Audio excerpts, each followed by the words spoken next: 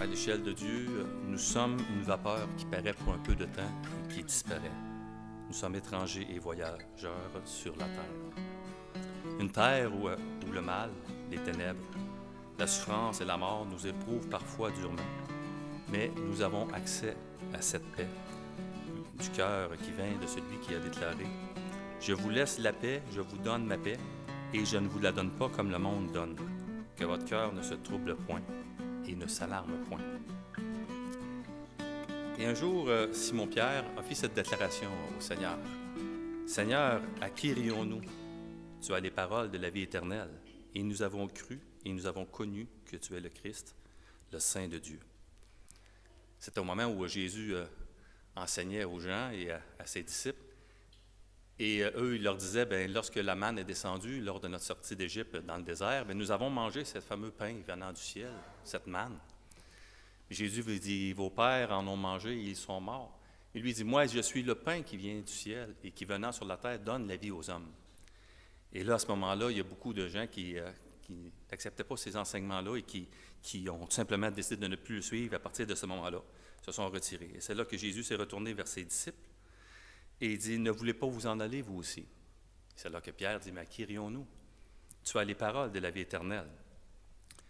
Alors, ici, nous allons regarder quelles sont ces fameuses paroles de la vie éternelle que Pierre parlait. Ici, dans l'Évangile de Jean, nous lisons, c'est que nul n'a vu le Père, sinon celui qui vient de Dieu. Celui-là a vu le Père. En vérité, je vous le dis, celui qui croit en moi a la vie éternelle. Je suis le pain de vie. Vos pères ont mangé la manne dans le désert et ils sont morts. C'est ici le pain qui descend du ciel afin que celui qui en mange ne meure point. Alors, c'est à ce moment-là que certains se sont retirés de lui. Alors, pour ses disciples, il dit, je leur ai donné les paroles que tu m'as données et ils les ont reçues. Ils ont vraiment connu que je suis sorti de toi et ils ont cru que tu m'as envoyé. Alors, au courant de cette prière que Jésus fait dans l'Évangile de Jean, tout le chapitre 17, Jésus mentionne à diverses reprises d'où il vient. Parce qu'on entend souvent, les gens disent, on ne sait pas c'est quoi qu'il y a l'autre bord, il n'y a jamais personne qui est revenu pour nous le dire. Mais ici, on a celui qui dit qu'il venait de l'autre côté pour venir nous dire ces choses. À ce moment-là, il est le seul qui peut avoir cette prétention-là. Jésus, dans sa prière, dit aussi, « Père juste, le monde ne t'a point connu. Moi, je t'ai connu, et ceux-ci ont connu que tu m'as envoyé. » Il dit, « Personne n'a jamais vu Dieu. Le Fils unique qui est dans le sein du Père est celui qui l'a fait connaître. » Il dit, on voit aussi à notre époque, même si ces choses-là, des fois, peuvent nous paraître une évidence, la foi est malmenée, elle est bafouée et mise à mal. Alors, il est bon ensemble de se rappeler d'où vient notre objet, de notre espérance, de cette foi-là, d'une consolation véritable qui vient à travers une espérance vivante. Elle dit plutôt, la foi est une ferme assurance des choses qu'on espère. C'est une démonstration de celles qu'on ne voit pas. Et le meilleur exemple que j'avais pour ça, c'est un exemple que j'aime beaucoup, c'est l'exemple de Moïse. L'Écriture nous dit dans Hébreu, c'est par la foi que Moïse, devenu grand, refusa d'être appelé fils de la fille de Pharaon, aimant mieux être maltraité avec le peuple de Dieu que d'avoir pour un temps la jouissance du péché, regardant l'opprobre de Christ comme une richesse plus grande que les trésors de l'Égypte, car il avait les yeux fixés sur la rémunération.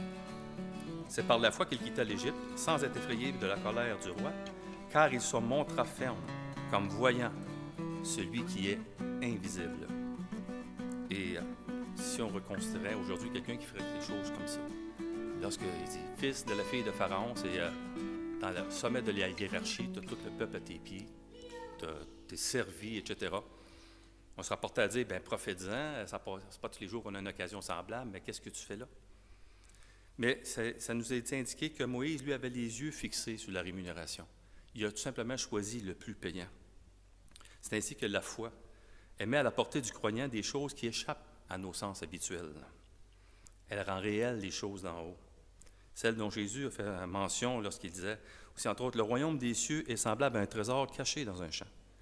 L'homme qui l'a trouvé le cache et dans sa joie, il va vendre tout ce qu'il a et achète ce champ. » Jésus enseignait à ses disciples et leur disait aussi, « Ne vous amassez pas des trésors sur la terre où la teigne et la rouille détruisent, où les voleurs percent et dérobent, mais amassez-vous des trésors dans le ciel, où la teigne et la rouille ne détruisent point, où les voleurs ne percent ni ne dérobent. Car là où est ton trésor, là aussi sera ton cœur. À la résurrection de Lazare, Jésus avait dit ces paroles. « Je suis la résurrection et la vie. Celui qui croit en moi vivra, quand même il serait mort, et quiconque vit et croit en moi ne mourra jamais. » Crois-tu cela?